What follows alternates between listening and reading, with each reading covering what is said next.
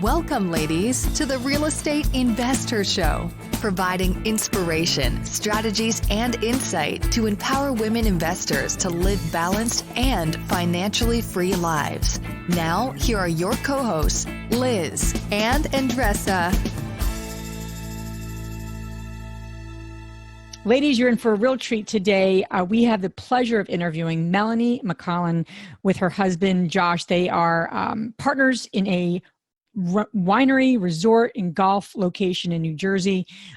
We just jump into so many neat topics about her journey. What I really appreciated most was they syndicated this winery, this very, very large value add opportunity. And they syndicated it, brought a lot of investors in. And she just shares her tips and ideas on how to do that.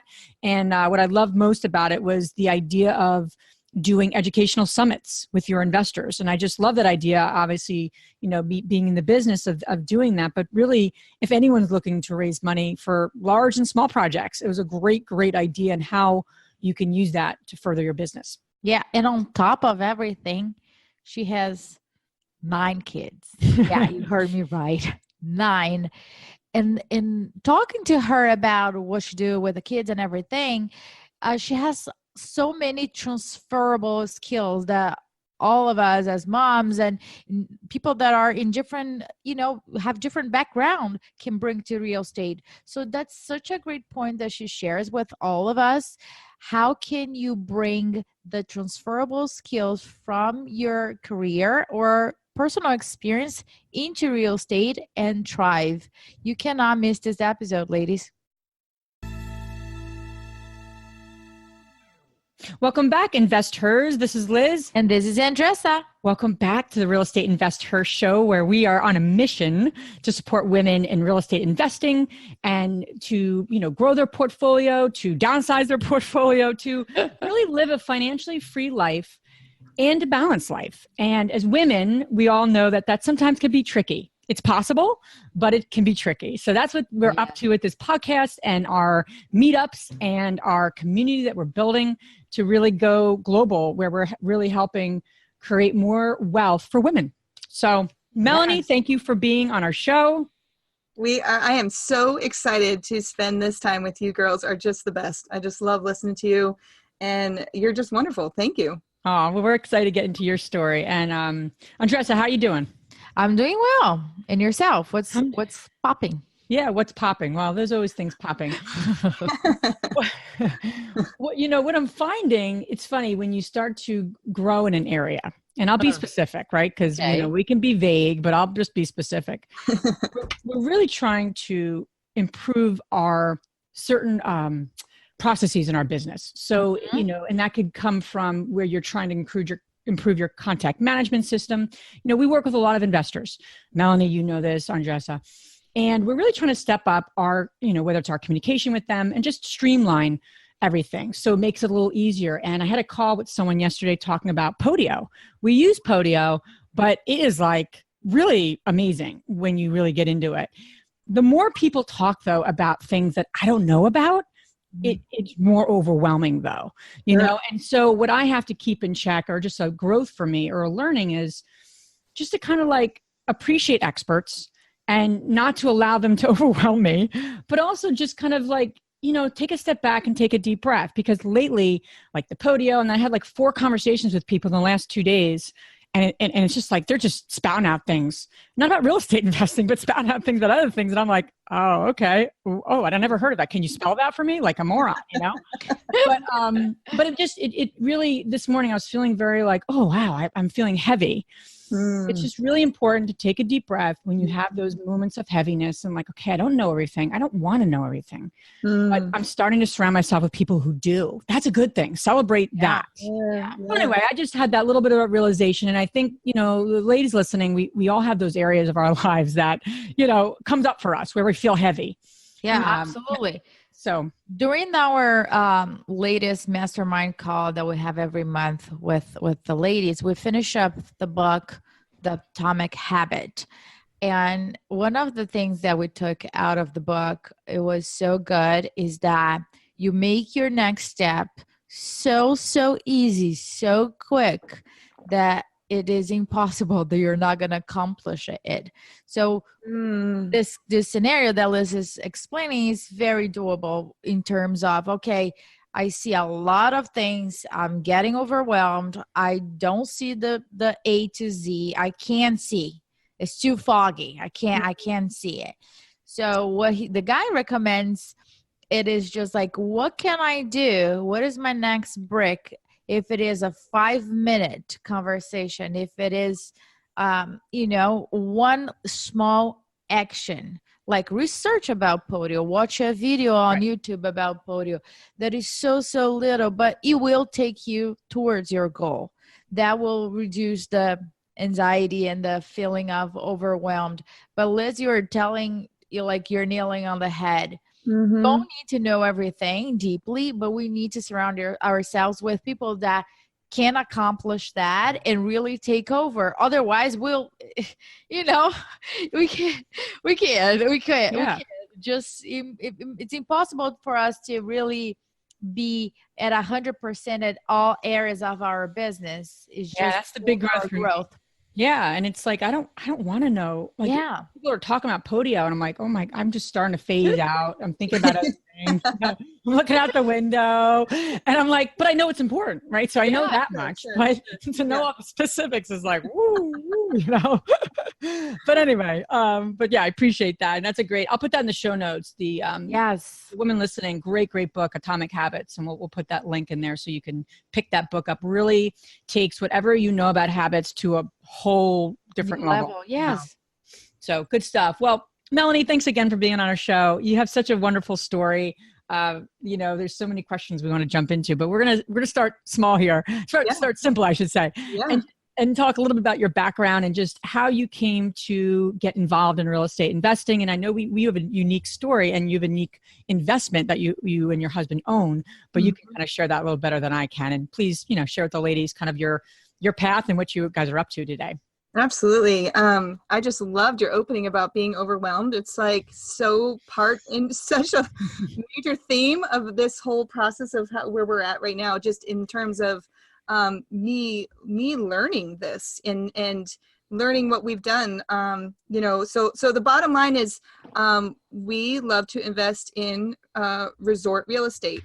And so that already probably sounds pretty big and daunting. And for my husband, it wasn't. He's actually been doing this for a while with another partner, just him and another guy. And so that's where the money came from. He was a minority partner. The other guy had the capital. And so they got into this, and I was always the biggest cheerleader and watched how they grew it, and really what the biggest takeaway was, and we'll get hopefully into this even more, but just about what is hospitality. They really dug deep into what is beautiful about hospitality, and it kind of just, between them and then myself and even my family, like we all just really analyzed what a gift it is to be in that industry, because it's so much more than just serving the right food to the right people. And there's actually like a ministry involved in it. It's like, with that smiling face and giving everybody just an incredible warm welcome and what that does. And so for them, and I'm sorry, I'm going backwards a little bit, but just to kind of lead to where we're at, for them, they kind of fell into it. They had owned this this hotel and they renovated it. They were turning it over to a management company. That management company just kind of, it crumbled. It fell apart. They weren't doing a great job. So they actually got in with their own 2 feet and started running this whole hotel, which wasn't initially in the scope of what they were thinking. So it was great because I would just laugh. I'm like, how life works, because my husband, like his entire career, he didn't really have, he had to fund himself basically, because his mom had a stroke when he was younger and his dad was kind of out of the picture. So at a young age, he was, 14, working in pizza kitchens, worked all the way through. So I was like, look at this. You've been in hospitality and now you'd had to draw on that to basically start running this hotel. But one thing they implemented was culture trainings. And so once a week they'd have these culture trainings, and they really just dug deep into like the beauty of hospitality, and it really shifted everything. And so they went in 3 years time of owning that property. And here, Josh always says, my husband says that in the first few months, he felt like he's getting his teeth kicked in. It was like It was hard. It was really hard. And, but they said in 3 years, they became the 7th ranked best hotel on TripAdvisor. Wow. So that's 50,000 hotels. It's pretty huge. And it was huge. And it's not because this hotel, it was beautiful. They did a great job, but it was not, you know, the Ritz, you know, it wasn't, but yet it was because though they got so many 5-star reviews on their service, and how even the cleaning ladies would smile and have a conversation, and everybody was just, and so it's like, it just, it really, they were already just falling in love with this whole concept. And then that just was kind of the exclamation point, like, yes, this works. And this speaks to people. And that was really became the why for them. And for me, you know, standing on the outside, I was falling in love with the whole process too. So fast forward to today, he left that partner, and then we got into the property that we found is kind of what started this whole thing. So that whole thing of feeling overwhelmed, you know, we walked through, I should say the property we found is a winery, and it's the 3rd oldest winery in the country. It's called Renault. Well, we say Renault, which we believe is the French spelling, but everybody locally has called it Renault for years. So I should say we agree with both names. But anyhow, so we found this property, and I remember walking through with Josh, and it's 120,000 square feet of building. You know, the 2 buildings technically, the hotel and then the winery portion.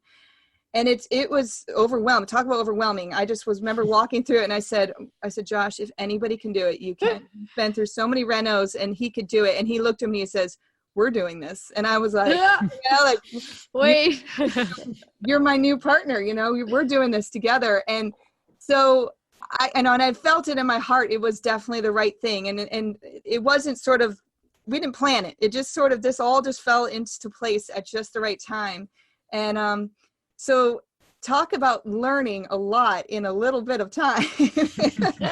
And I said to Liz earlier, I was telling her, I said, it was a whole lot of getting over my fears. You know, there was a many steps along the way where I felt kind of like you did, where it's like you're speaking another language. I got learning all about, you know, syndication and pulling investor money, just the whole process, and being patient with that. And, you know, and Josh is a really gentle, excellent teacher. So I just, you know, thank God for a good marriage and a great husband to teach me along the way, but just encourage me too. Like sometimes he loosens the rope a little too loose, and I'm like, no, keep holding my hand. Keep holding my hand. And he's like, no, you've got this. You go make those calls. You figure, you know, he's like, you can do it. And it gives me more strength every time. You know, there's so many things we want to probably jump into. Sorry, that was really long, wasn't it? No, it's so helpful. So what's interesting though about this property, because I've been there, you know, we're you know, we've been involved with Melanie and her husband in this project in a very small way, but still we're very big supporters.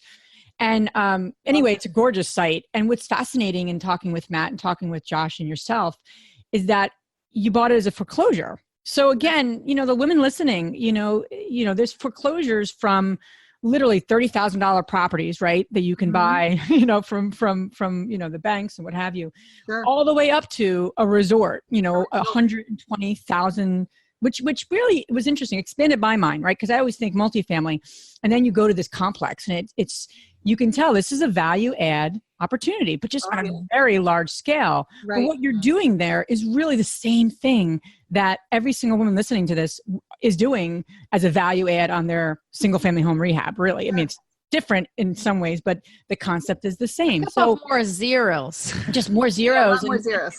You know, but it's fascinating because you know, when we walked through and you know, you guys gave us a tour, you know, all you kept saying was, you know, look at the, you know, it had such great bones, but okay, we're going to be able to do this. And it's just like when you walk through you know, for anyone listening, whatever your area of expertise is, it's the same thing. It's just different concept. And I just thought that was neat. It was like this huge value add opportunity, if you will. And so I'm curious though, as you jumped into this opportunity, knowing as a value add is a foreclosure, you know, and you had to raise, private money, so to speak. This is your first time, I think, not first time, but you had raised money in the past, but I know this is one of the larger scale because it was, what was the purchase price? And $5 million? Yeah.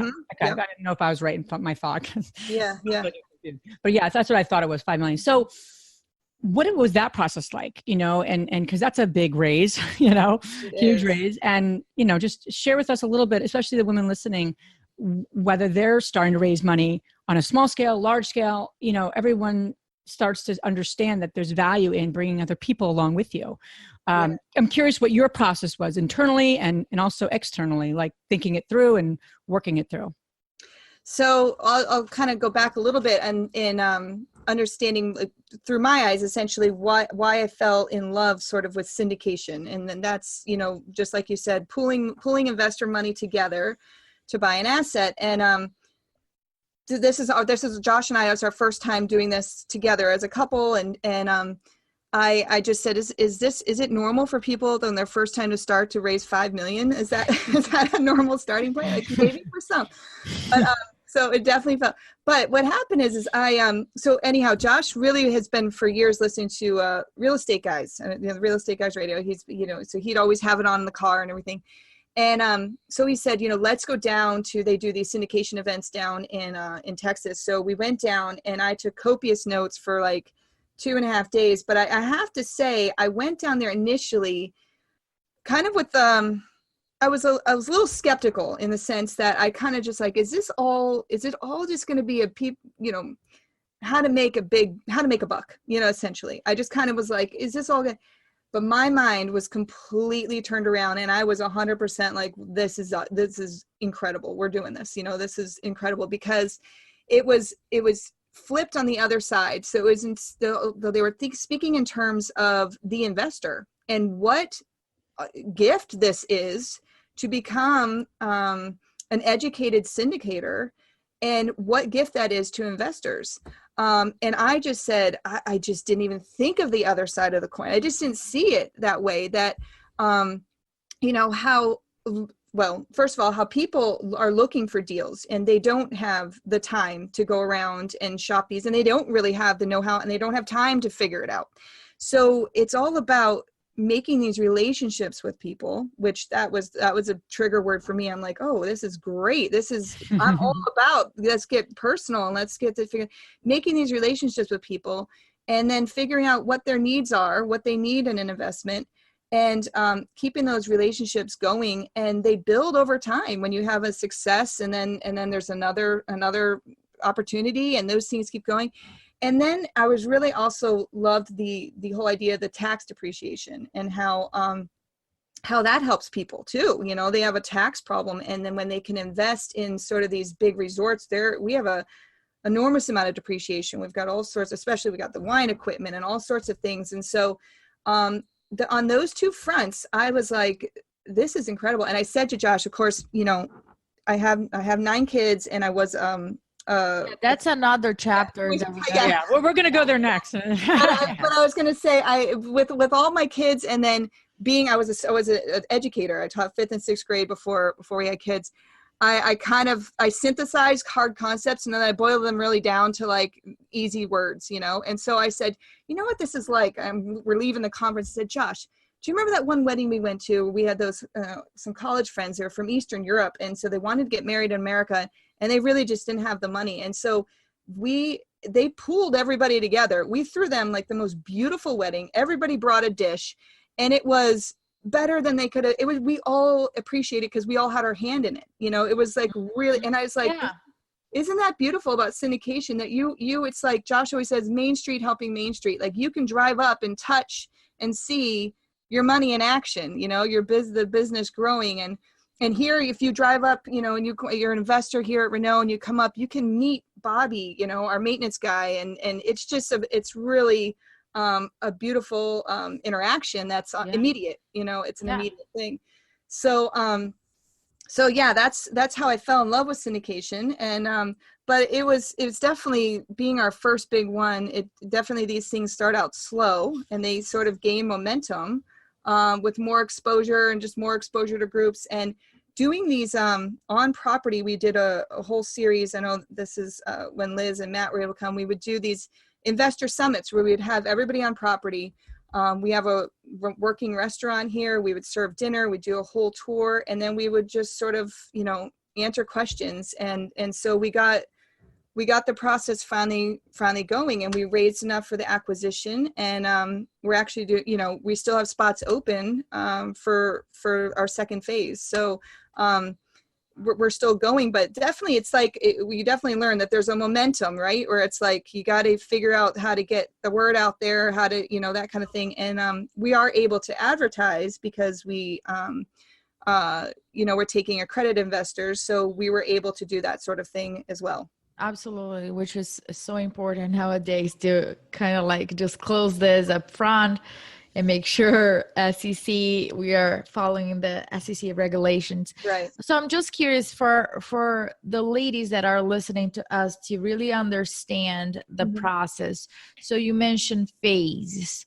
So the phase 1, it was acquisition. How many phases did you guys plan so far? Is like 2 phases or 3 phases? So for this part, it's 2 phases. So so it should be 2 phases. So we acquired the property December 27th, and but we still have spots open now. We're under construction. We're doing this whole thing. So I think that by the time we close this, we'll be at our and we don't have exact closure date, but I'm just saying, by the time we close, we'll probably hit our mark. Sure. And walk me through, like, I know it's a winery and I know there is a space, 100,000 square feet space, but tell me about the future vision and the income that the different types of incomes that you guys are looking to implement. This is so exciting to talk about this, because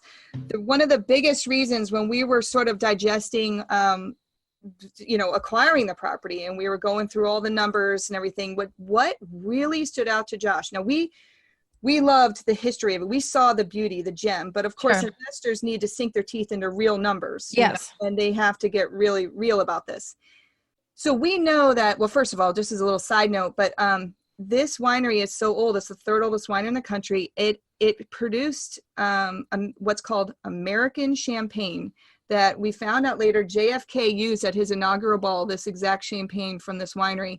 And they're allowed to still use the word champagne because it was grandfathered in. It was, wow. So it's very rare, right? Because usually people say sparkling wine. Sure. So there's all these little gems where like that hasn't even been, there's so much we can do there. That's an incredible, field that we're going to be able to really go great. Mm-hmm. But what really did it was weddings. And this is the number that got Josh so excited and said, this is incredible, because last year, this property, like as we said, was bank owned, barely limping along.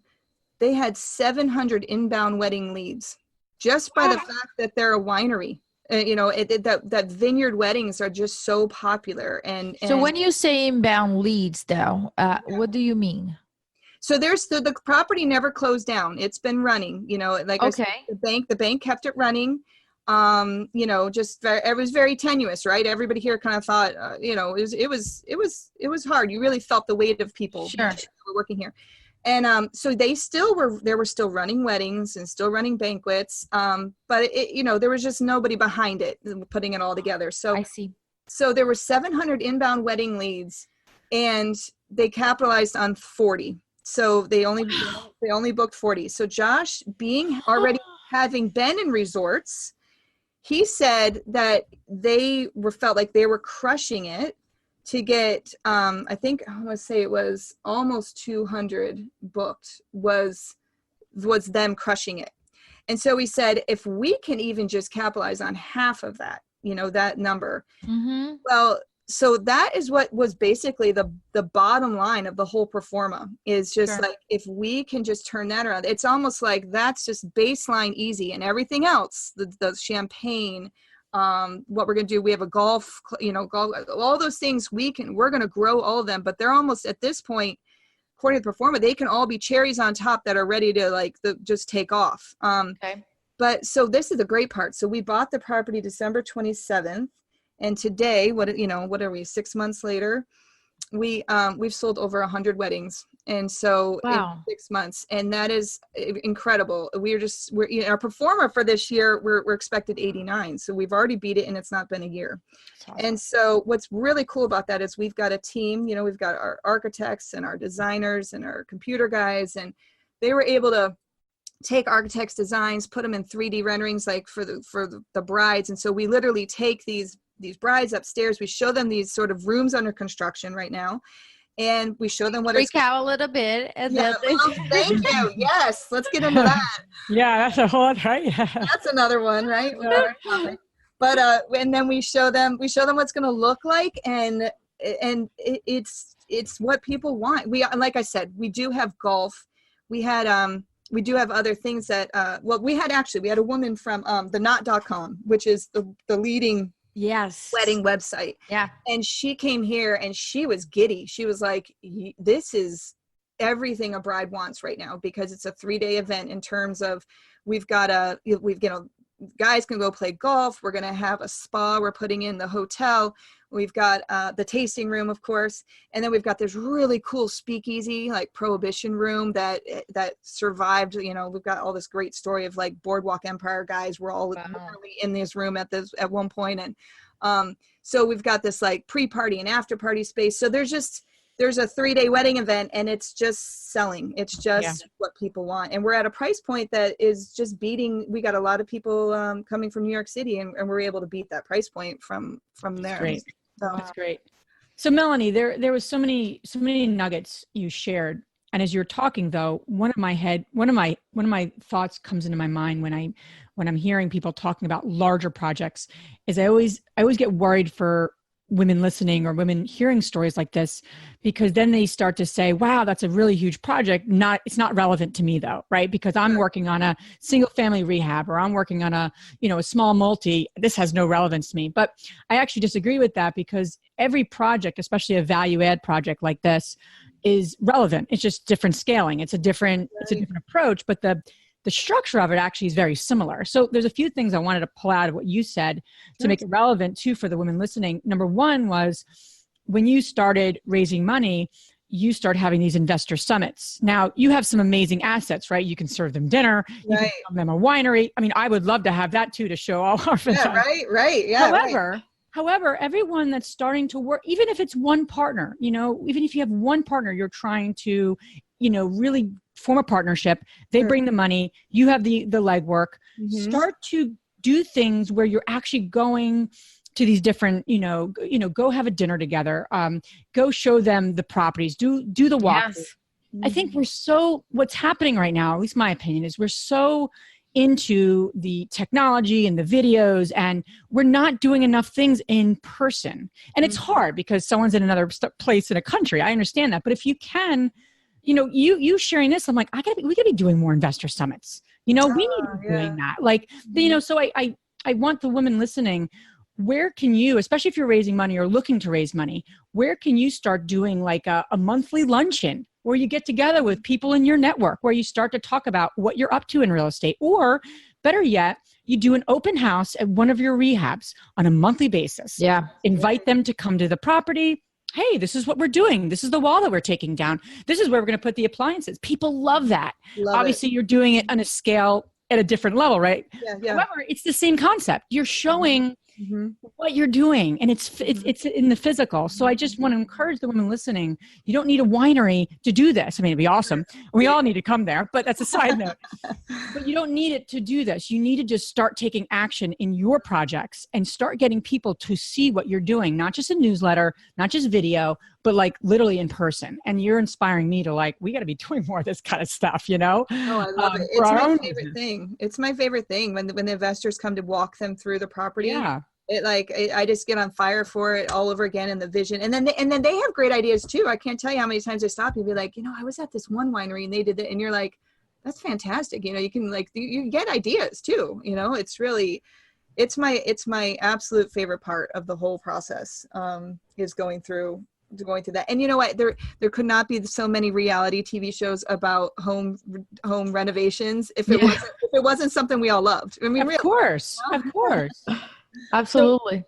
so you're 9 children. We definitely need to speak to about, because, the first time we came down to Renault, I turned to Matt and I said, what kind of car do they drive? Everybody says that. I mean, because that's the first thing you think of. It's like, homes I could figure out. But in my head, I'm like, it's like a kind of a stupid question, because it's like, what kind of car would you drive? And what are you going to come from a spaceship?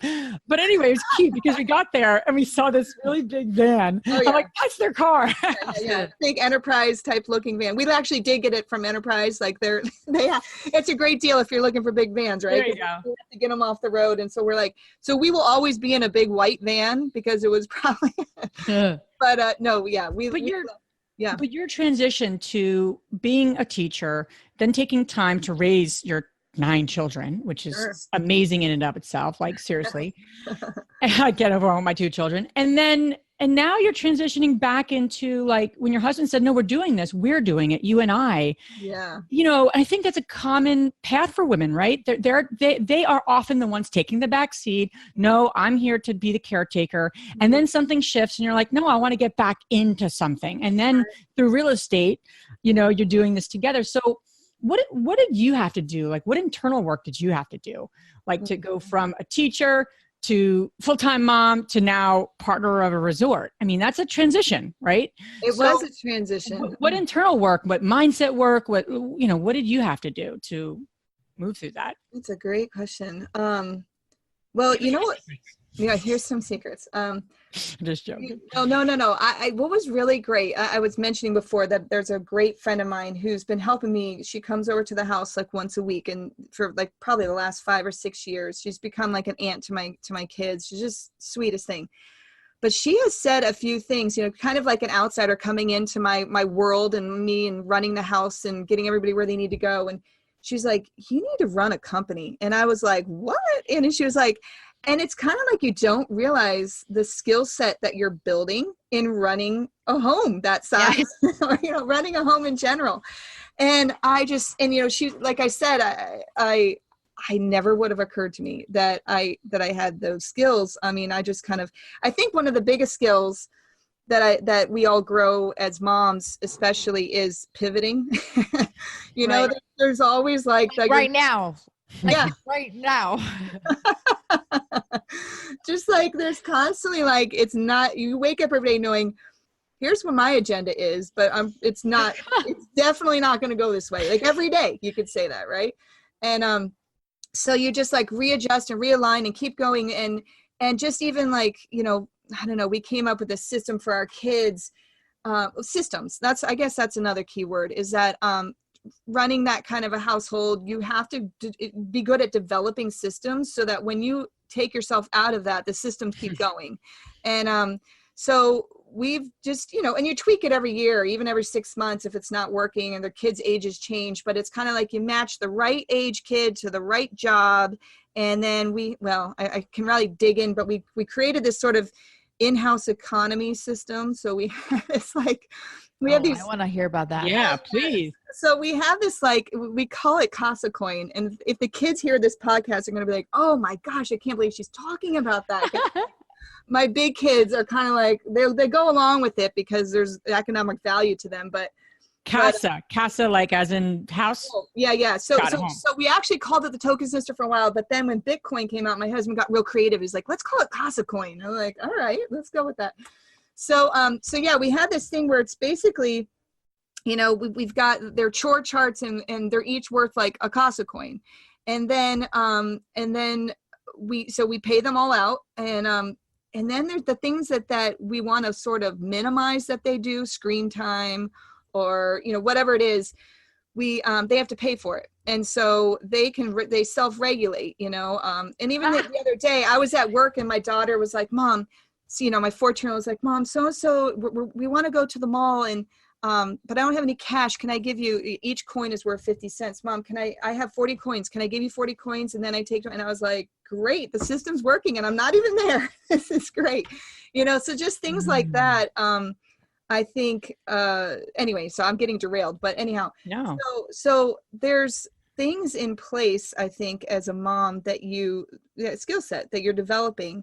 And then, but the other thing beyond kids, you know, I was thinking in terms of this show being called Invest Her, and just in how important it is to invest in your marriage. And I just think that, you know, Josh has been, I joke because in the background for years now, he's had different podcasts like these, or just in general, different things on, and we go on these family trips and he's always had them on the background. He gets the kids listening to him. And I just laughed because I said, I didn't ever know that all those things that going in my head subconsciously, I was going to be utilizing one day. I didn't know this was on my horizon, but I say that because if there's any of your listeners and then they're feeling like they're the one that's more into real estate and their partner kind of is less, to kind of gently just sort of, you know, invite them into your world is very powerful, because he would take the time, we'd hear something and I'd be like, what do they mean by that? And he'd turn off the radio, he'd turn it off, and he'd be like, he'd go through an explanation of it. And just really patiently and just kind of like, but it was really just so much onboarding that way, you know, just really kind of getting us all on the same page and what motivates him. And then it motivated me, you know, that kind of thing. And then just, you know, just going through the ups and downs. Somebody asked us once, like, why now? Like, why are you guys partners now? Why is this a good time? And I was kind of analyzing that, and I was thinking, you know what?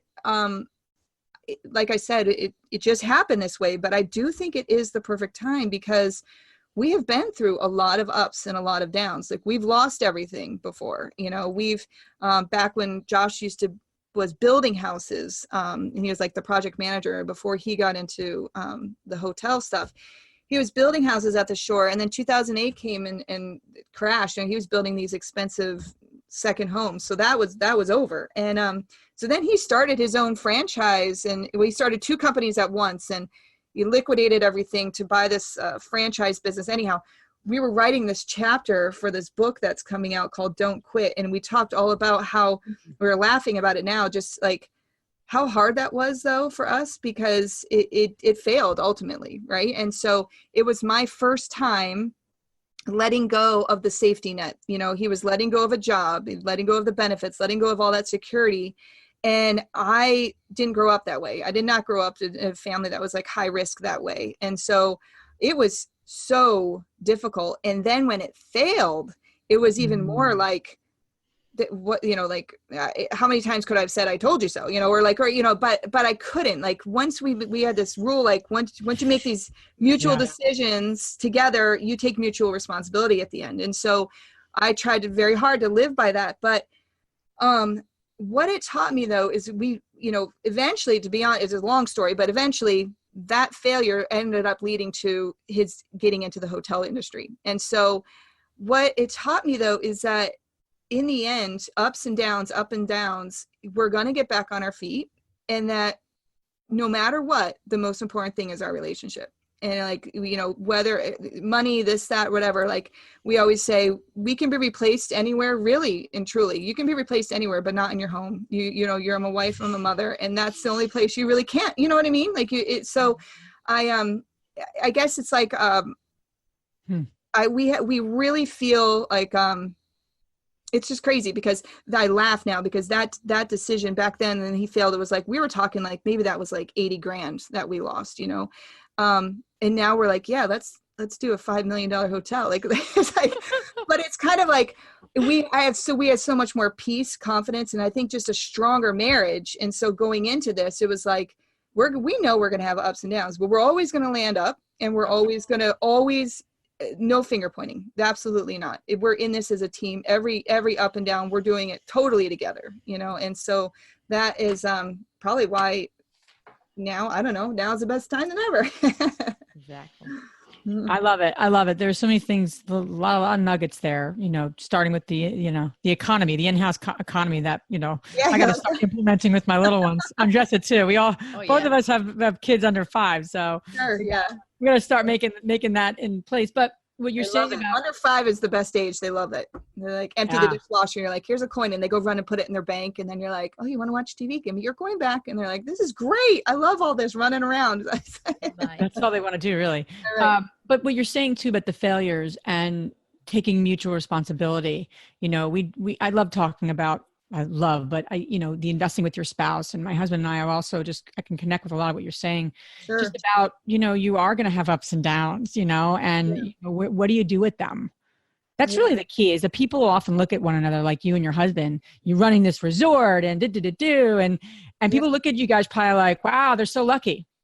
Oh, wow. They're so lucky. Like they don't even know. And it's just so interesting. And people say to us all the time, like, wow, you must have come from money. And they don't say it like that, but I'm like, no, actually. And do you want to know all the things that went wrong? Please, for the next 2 hours, let's just talk. Cause that's, and I don't think people realize like every overnight success took 10 years. I mean, I heard that once and it rings so true. It really does, because it takes that long to figure it out. And I love what you said about taking mutual responsibility as a couple. Because there's moments that I just want to say to Matt, I told you.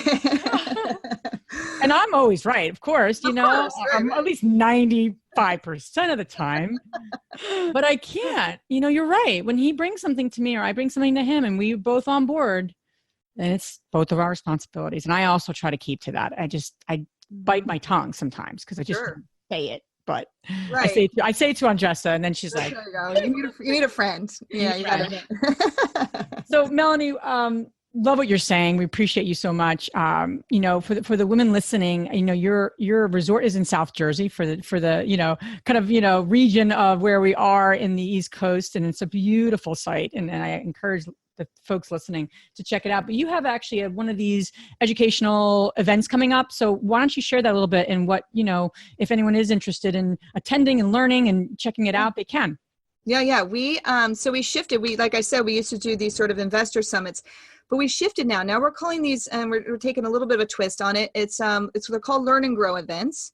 The next one is August 24th. And we kind of have the same format in terms of 4:30, you show up on property and we'll give you a nice, it's an optional tour of all of it, the construction, you get to see the whole property.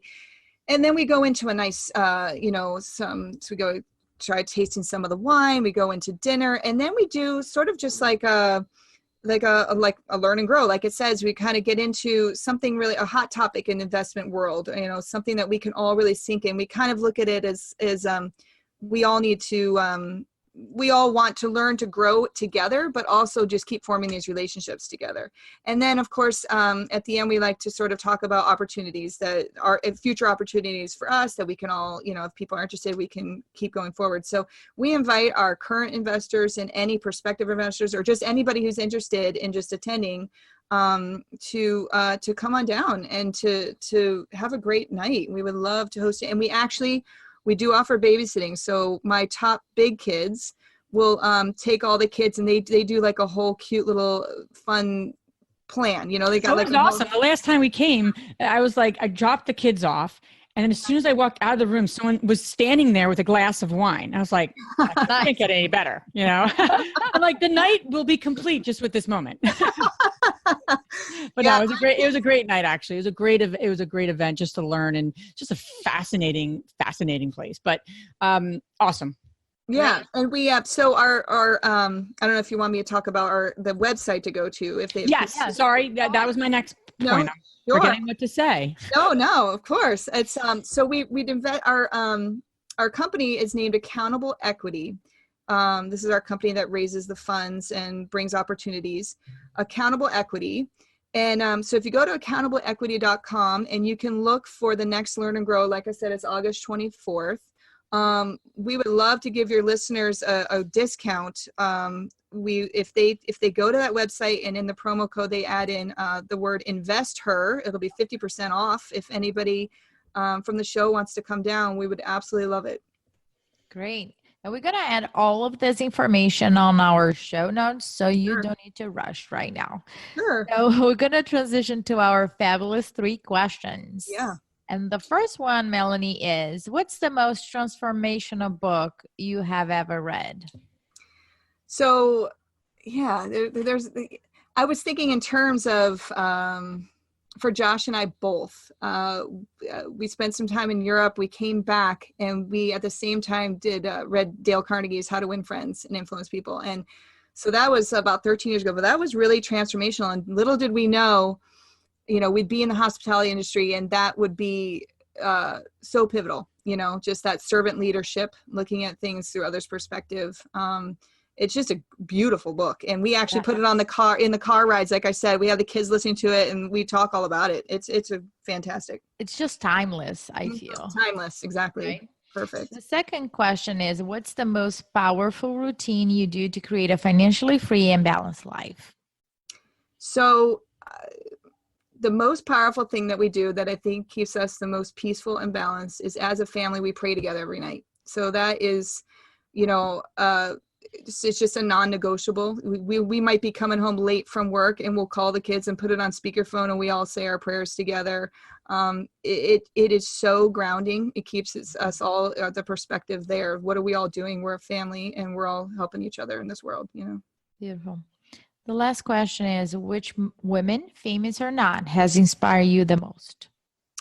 So I just spoke about this actually to our team here, last week at our culture training. We talk about hospitality as a ministry, and that you're not just feeding the you're feeding a cheeseburger because you want somebody needs to be fed, but it's also, there's a spiritual element to it that you're really doing it with love. And so we used one of my favorite people, Mother Teresa. And her story I kind of shared with everybody, and I was all teary and crying through the whole thing because it's so moving. And just that she left her order to basically go in the streets with the poorest of the poor, and all she wanted to do was just help them know that they were loved, just by because they're human beings, just by giving them respect and love. And she ended up attracting other women to join her. And then by the time she died, there was like 5,000 sisters now that all they do is minister to the poorest of the poor. And just to show, and her one story that just moves me, I'm sorry, I'm going long on this, but one story that just moves me is that there's this, woman dying in the streets, and Mother Teresa just goes over to her and picks her up and just, is holding her. And this woman just kept saying, thank you. And thank you. And Mother Teresa's telling this to this reporter. She said, can you believe it? This woman who basically died in my arms. First of all, I was able to, she was died with respect. But secondly, that she kept telling me, thank you. She said she was giving me a gift. And I thought, how incredible that just Mother Teresa had that perspective, that even that woman's thank you was a gift to her. And so we talked about that. Mother Teresa's trick in life is, she said, reporter again asked her, like, what is it that will you do? And she said, we just do small things with great love. And that was our message last week in our culture training. It's, we change toilet paper, we feed people burgers, we clean off their golf clubs. These are just small things, but we're doing it with great love, and all together they send a big message. Absolutely. I always think, like, how you do one thing is how you do everything. Yeah. So if you do change the toilet in a kind, compassion way, and the care is there, yes, people see it. Absolutely. Yeah, and it's so applicable to real estate, because it is sometimes mundane things we do in this business, but to do them with love and kindness and care is like very inspiring. So, Melanie, thank you so much for being on our show. You're so inspiring. You got such a wonderful story, and women listening, definitely check her and her husband out. They're just amazing people and doing great things. So, thank you for being on the show. Oh, so much fun. You guys are so wonderful. Thank you, Liz. Thank you, Andressa. Thank you. I'm envisioning like investor summits at the winery. Yeah, please. We can totally do that. Amen. Awesome. Thank you so much, Melanie. Okay. Thank you. Bye. If you enjoyed this podcast and want to receive updates on our next interviews, go to our website, therealestateinvestor.com. There, you can subscribe to our show, become part of our investor community, and get updates on upcoming episodes. If you like our show, please share with other women who would benefit. And don't forget to leave us a rating on iTunes. We'd really appreciate it. And as always, we encourage you to take one action as a result of today's show and put it into motion so you can live both a financially free and balanced life. Thanks for spending time with us. Ciao.